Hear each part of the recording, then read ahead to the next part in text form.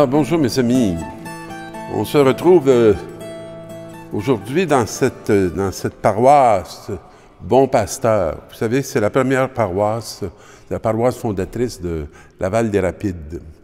Et un petit peu d'histoire, c'était donc un temps de développement et est arrivé les Sœurs du Bon Pasteur qui ont établi une institution ici à Laval pour les filles qu'on disait délinquantes et qui ont contribué au développement de cette section de Laval. Et est arrivé dans ce coin les Eudisses qui ont, eux, établi la paroisse, l'ont bâti et ont pris ce nom de Bon Pasteur qui faisait déjà signe dans ce milieu. Alors, nous, on va recevoir des signes aussi, parce que le temps de l'Avent, c'est un temps où il nous est proposé plein de signes. Le Seigneur envoya le prophète Isaïe dire au roi Akaz, « Demande pour toi un signe venant du Seigneur ton Dieu, demande-le au fond des vallées ou bien au haut sur les sommets. » Il y a des jours où on est dans le fond de la vallée. Puis il y a des jours où on est élevé jusqu'au sommet. Alors, il dit que tu sois en bas ou que tu sois en haut, demande un signe. Et ce roi Akaz n'est pas très fidèle à Dieu. Il est établi à Jérusalem, mais il fait beaucoup d'alliances, puis il sacrifie beaucoup de bêtes à tous les idoles. Et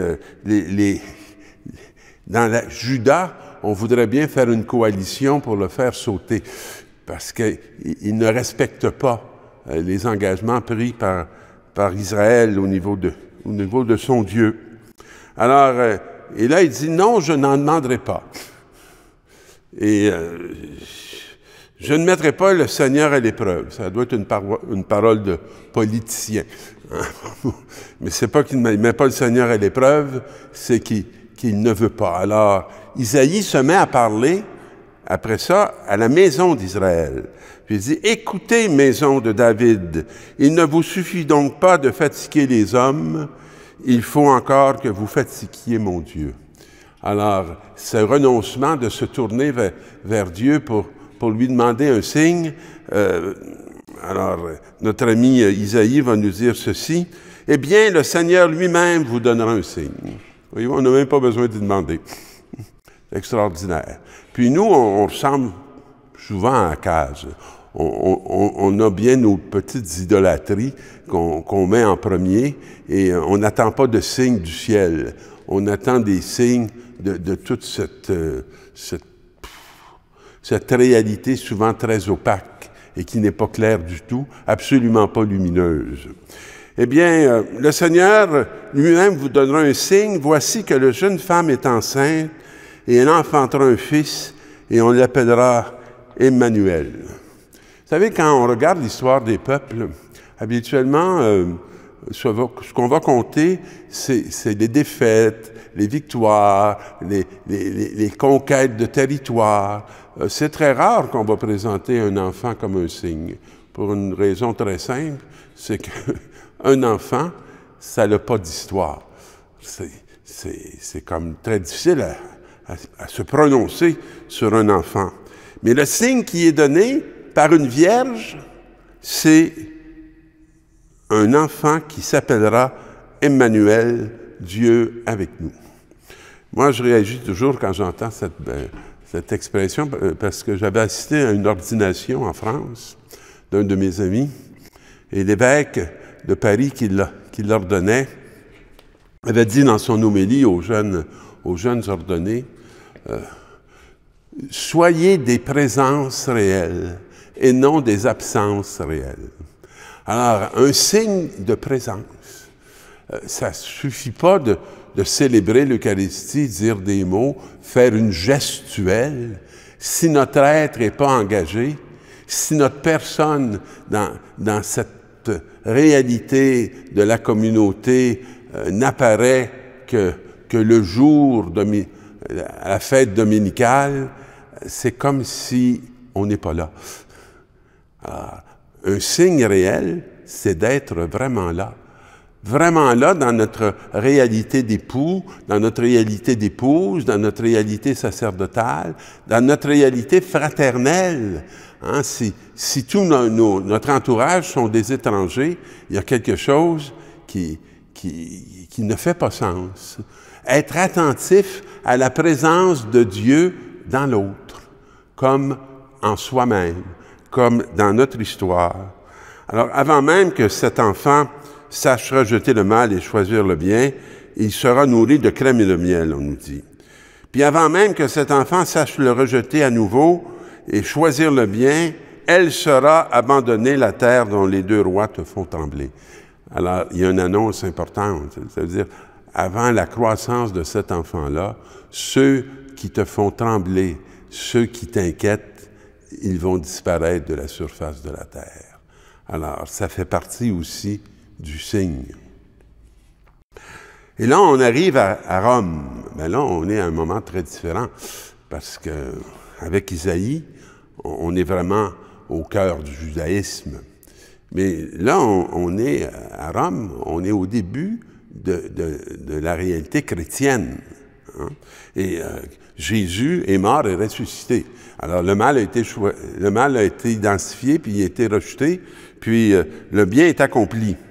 Alors, dans la communauté de Rome, Paul a un défi. Et tant qu'on est attentif sur ces paroles qui s'adressent à Rome, on voit toujours qu'il porte une attention particulière à ceux qui viennent du judaïsme et qui sont convertis au christianisme, et aussi aux païens qui sont maintenant dans la communauté. Alors, cette communauté, elle a comme deux sources, le judaïsme et le monde païen dont nous sommes. Hein? Et c'est là que nous sommes arrivés dans l'Église. Alors, il dit ceci. Serviteur de Jésus-Christ, moi, Paul, appelé par Dieu pour être apôtre, mis à part pour annoncer la bonne nouvelle que Dieu avait déjà promise par ses prophètes dans les Écritures, je m'adresse à vous, bien-aimés de Dieu, qui êtes à Rome. Alors d'abord, il commence par se situer comme dans l'histoire du judaïsme. Alors, il reconnaît qu'il y a dans ce peuple-là une élection bien particulière, bien privilégiée. Puis, cette bonne nouvelle concerne son fils. Et, selon la chair, il est né de la race de David. Voyez-vous? Alors, il le situe dans la tradition de David. Et selon l'Esprit qui sanctifie, il a établi dans sa puissance de Fils de Dieu par sa résurrection d'entre les morts. Ah, voilà d'où vient la puissance de Jésus-Christ. La résurrection d'entre les morts, qu'il a accompli dans une communion entière avec le Père, où il s'est livré et s'est abandonné pour un projet qui est celui de sauver l'humanité. Et dans l'humanité, il n'y a plus que la communauté qui vient du judaïsme. Il y a tout cet univers que Paul a ouvert à la foi, qui est le monde païen, et qui sont aussi là. Et nous avons reçu par lui la grâce et mission d'apôtre afin d'amener à l'obéissance de la foi toutes les nations païennes. Alors, c'est pas juste vous, les Juifs, mais c'est toutes les nations païennes qui doivent apprendre l'obéissance de la foi, ce qui est une grâce incroyable. Alors, dont vous faites partie, vous aussi, que Jésus-Christ a appelé, parce qu'ils sont là. Puis des fois, dans la communauté, ça se regarde, hein? Puis l'unité n'est pas encore tout accomplie. Alors, il rappelle constamment, lorsqu'il parle à Rome, de cette réalité-là. Alors, dans l'Évangile, on nous parle de l'origine de Jésus-Christ. Et on nous dit, avant qu'ils aient habité ensemble, elle fut enceinte par l'action de l'Esprit Saint. Ça, je pense que les gens trouvent une drôle d'histoire. Moi, je pense que pour saisir ce que ça veut dire, être enceinte, par l'action de l'Esprit Saint, il faut avoir expérimenté dans sa propre chair une fécondité qui vient de l'Esprit, puis qui nous a donné d'engendrer une vie nouvelle en nous, dans nos proches, parce que c'est de ça dont il s'agit. Il ne s'agit pas de décrire comment biologiquement on crée un enfant, non. On veut parler du Fils de Dieu. On veut parler des fils de Dieu que nous sommes. Et à quelle fécondité on est appelé. Alors, il décida de la répudier en secret. Voyez-vous, il a pris comme une décision dans ce texte-là. On ne sait pas trop ce que ça veut dire, mais on nous dit ça comme ça. Et il avait formé ce projet lorsque l'ange du Seigneur lui apparut en songe. Et savez-vous, ce n'est pas avec sa tête que Joseph va prendre une décision. C'est à partir de la lumière de l'Esprit qui va s'adresser à lui et qui devrait s'adresser à nous. Parce que nous aussi, on fait ça, des répudiations en secret. On ne le dit pas, mais on les rejette, ou on les tasse, ou on les met de côté.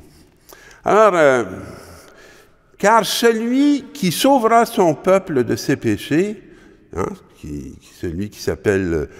Elle mettra au monde un fils auquel tu donneras le nom de Jésus, c'est-à-dire le Seigneur sauve. C'est lui qui va nous sauver de nos péchés. Hein, c'est ce signe-là qui va nous être donné. Alors, voici que la Vierge concevra, elle mettra au monde un fils auquel on donnera le nom d'Emmanuel, Dieu avec nous. Alors, est-ce que nous, on est en train d'engendrer Dieu avec nous?